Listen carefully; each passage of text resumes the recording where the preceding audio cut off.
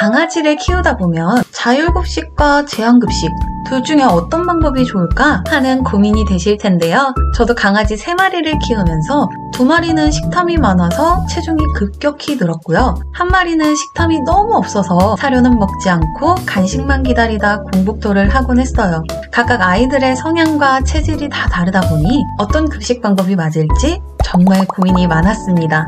그럼 이럴 경우엔 어떤 게 더 적합할까요? 네, 저는 제한급식을 선택했는데요. 원래는 자율급식을 했었다가 이런 문제들이 잦아지면서 제한급식으로 바꾸게 되었습니다. 이 급식 방법을 정하기 전에 한 가지만 기억하시면 됩니다. 우리 아이가 먹이에 대한 스트레스와 불안함을 느끼는지 아닌지, 대부분의 전문가들도 스트레스를 받는 강아지라면 자율급식이 적합하고 일반적인 강아지라면 제한급식이 더 유익하다고 말합니다. 왜 그런 걸까요? 바로 자율급식을 할 경우엔 잘못된 습관과 버릇을 들이기가 좋기 때문인데요. 하지만 자율급식을 해야 하는 친구들도 있습니다. 오늘은 자율급식과 제한급식의 장단점과 우리 아이는 어떤 식습관이 더 유익한지에 대해 고민하는 시간을 가져봐요. 구독! 먼저 제한급식부터 살펴볼게요. 제한급식은 정해진 시간에 정량의 사료를 급여하는 방식입니다. 장점은 비만 방지와 체중 조절에 효과적이에요. 또 강아지가 보호자에게 의존하며 신뢰관계를 강화할 수 있습니다. 여기서 이 상호작용이 왜 중요하냐면요. 내가 원하는 것이 있을 때 보호자가 그것을 채워준다는 경험이 있어야 보호자와의 신뢰가 높아지고 아이가 보호자에게 표현하는 법을 배우게 됩니다. 그렇지 않았을 경우엔 힘들어하거나 아플 때에도 보호자를 찾지 않고 혼자 구석에 가서 해결하려는 경향이 생길 수도 있다고 해요. 보호자와의 상호작용은 매우 중요합니다. 먹이 보상을 활용한 교육 효과가 높아져서 기본 명령 훈련이 더 잘 이루어집니다. 사람과 함께 건강하게 살아가기 위해서는 강아지들에게 어느 정도의 교육은 필요하다고 생각합니다. 특히 이 식사 시간은 강아지들에게 규칙을 가르치고 보호자의 리더십을 높이는 중요한 시간이 될 수 있다고 하는데요. 앉아, 기다려와 같은 인내심 교육을 통해서 강아지들과 상호작용을 하면서 사료를 주는 것이 도움이 된다고 합니다. 저도 되도록 저녁밥은 이런 작은 훈련을 하면서 주고 있는데요. 보호자와 강아지의 유대감을 쌓는데 정말 큰 도움이 되는 것 같습니다. 또 식사량을 체크할 수 있어서 아이의 건강 상태를 빠르게 파악할 수 있습니다. 아이들이 아플 때 보통 가정에서 식욕과 활동량으로 체크를 해볼 수 있는데요. 제한급식을 하게 되면 아이들의 건강 상태를 빠르게 체크할 수 있습니다. 하지만 이 제한급식에도 단점은 있습니다.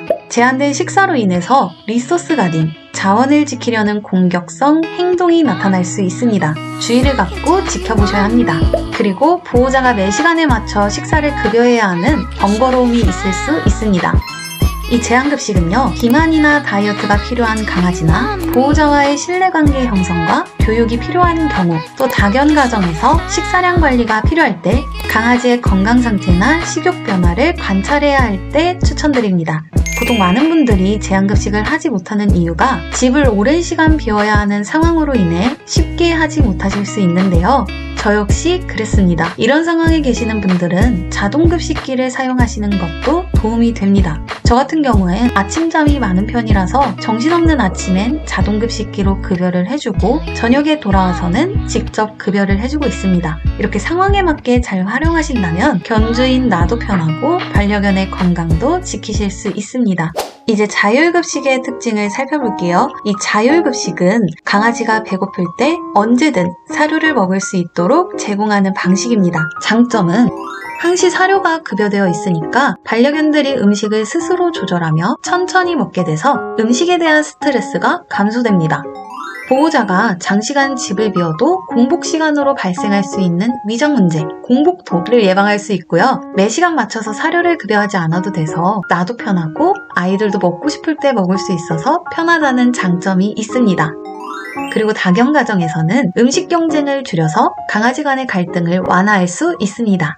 하지만 단점도 있는데요. 식탐이 강한 강아지들은 과식으로 인해 비만, 당뇨, 췌장염 등의 건강 문제를 초래할 수 있어요. 특히 이 비만은 연구 결과 강아지들의 평균 수명을 2년 이상 단축시킬 수 있다고 합니다. 또 강아지가 보호자와의 상호작용 기회를 잃어버리면서 신뢰관계가 약해질 수 있습니다. 사료는 공기에 닿는 순간 산패가 시작되는데요. 자율급식을 하다 보면 조금 남아있는 사료 위에 사료를 붓는 경우가 있죠. 그렇게 되면 바닥에 오랫동안 남아있는 사료는 위생 문제가 생길 수 있습니다.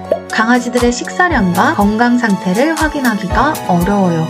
보상으로 사용할 음식을 덜 선호하여 교육 효과가 떨어질 수 있습니다. 저희 푸들은 긴장되는 상황이나 무서운 상황엔 간식도 안 먹습니다. 아예 극복이라는 걸 할 수 없는 상태가 돼요. 이처럼 자율급식은 식분증이나 음식을 과하게 빨리 먹는 문제를 가진 강아지, 음식에 대한 불안함이나 스트레스를 받는 강아지, 보호자의 공백이 길거나 일정한 급식 시간이 어려운 경우 추천드립니다. 하지만 보호자의 공백이 길거나 공복이 길어지는 경우는 충분히 해결이 가능한 부분으로 보호자의 상황과 아이들의 성향에 맞게 선택하시면 됩니다. 결론적으로 자율급식은 보호자의 부재가 길거나 강아지가 스트레스를 느끼는 경우에 적합하고, 제한급식은 보호자가 규칙적으로 식사를 관리할 수 있는 경우에 더 유리합니다. 여기서 궁금증이 생기실 수 있는데요. 그럼 아이들 사료량은 얼만큼 줘야 할까? 네, 강아지들도 하루 권장 칼로리가 있습니다. 이 내용은 다음 영상에서 다뤄보도록 하겠습니다. 궁금하신 점은 댓글로 남겨주세요. 그럼 오늘도 우리 소중한 반려견과 건강하고 즐겁게 살아요. 안녕!